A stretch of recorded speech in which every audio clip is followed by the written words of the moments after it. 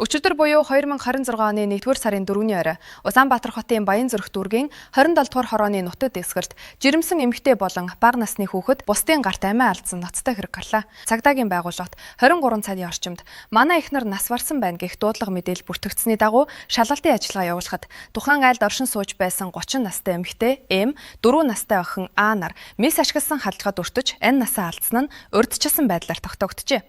Талигач эмэгтэй 8 сартай жирэмсэн байсан бөгөөд гэр бүлийн 3 настай охин мөн халдлагад өртөж одоогоор энэлэгт хүндөхтөр байдалтай эмчлүүлж байгаа аж. Хохирогчийн нөхрийн хэлснээр тэрээр богино хугацаанд гадаж гарсан байх үед уг хэрэг гарчээ.